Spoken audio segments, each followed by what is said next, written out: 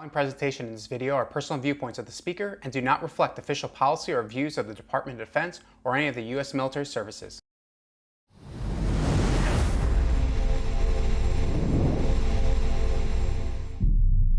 Welcome back to Shoot, Move, Communicate, where we provide training for military members to be fit for the fight in life, namely be physically, mentally, and spiritually prepared for the violence of combat and tackling obstacles in everyday life.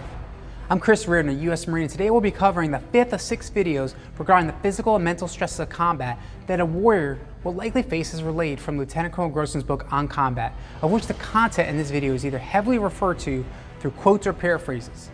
Today we'll be discussing potential physiological effects that one might experience when exposed to physical combat that especially relate to sight, hearing, and psychological reactions such as slow motion time and temporary paralysis. So I hope you join us in on this important conversation.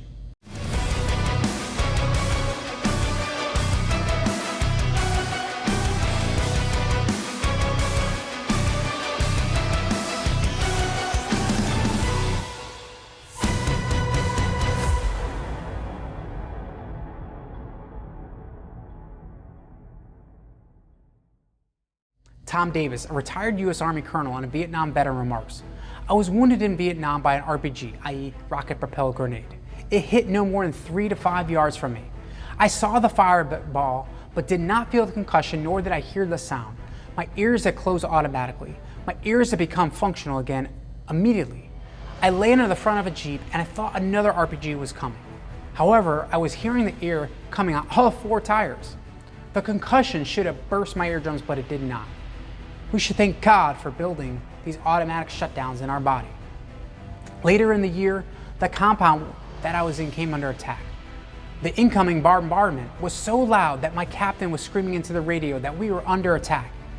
I was screaming at him to get back under cover. I could not hear myself screaming, and he could not hear himself for the sounds of the incoming.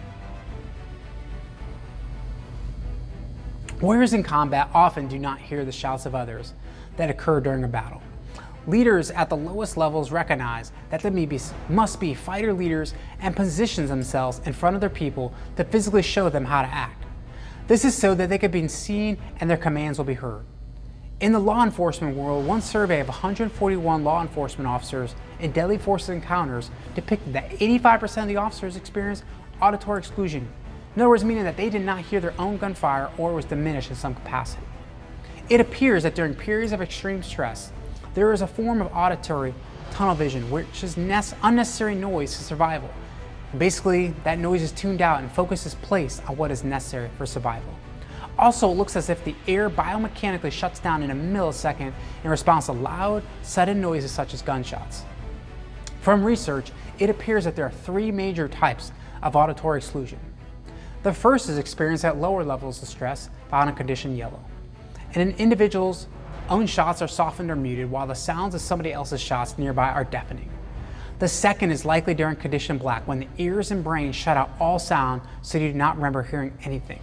The third is the most commonly experienced, when your ears shut out or soften all gunshots, but you can hear everything else. This appears to be when your body is in condition red, so you aren't deafened by the gunshots but can hear what is critical to your mission.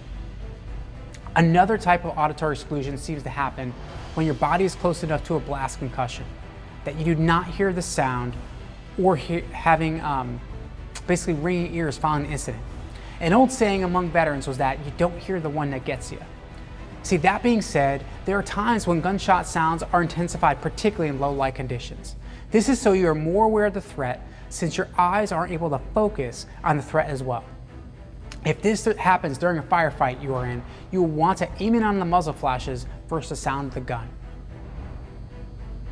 From an offensive mindset perspective, it is possible to daunt your enemy from an audio perspective. And basically, all you got to do is have a louder weapon when returning fire. Sergeant Major Hendricks, an Iraq War Army veteran, remarked that he noticed that firefights tended to be very short when he was there, when a tank main gun round was fired compared to a comparable deadly machine gun.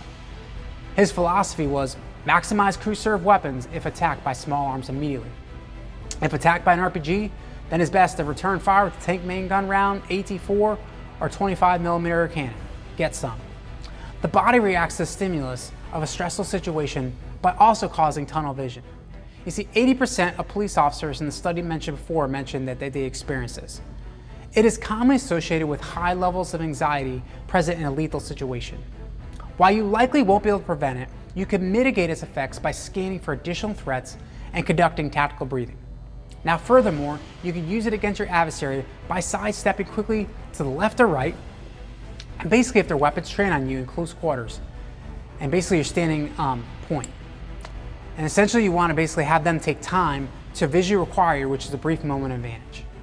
Now this being said, one advantage that will likely happen to the sight during a tense lethal encounter is to have enhanced visual clarity.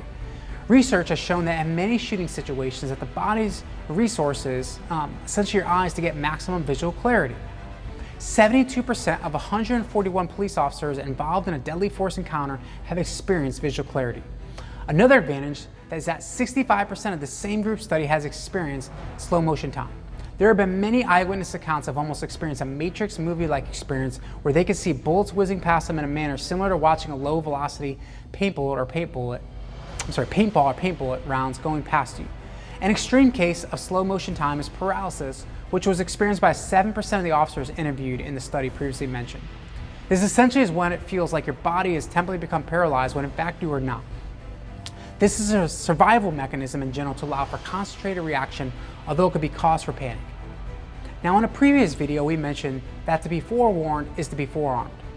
Experiencing the effects that a lethal encounter can have one's sight, hearing, and psychological state can be distracting at best, emotionally disturbing at worst. Thus it is important to note that a vast majority of warriors have experienced them. So if you end up in a lethal situation and you experience them, know that you are in good company. Furthermore, knowledge of these effects can allow you to use it to your advantage. In the following video of this series, we'll be covering the effects of reactions to include operating on autopilot, disassociation, and memory effects. But until then, remember, land of the free because of the brave.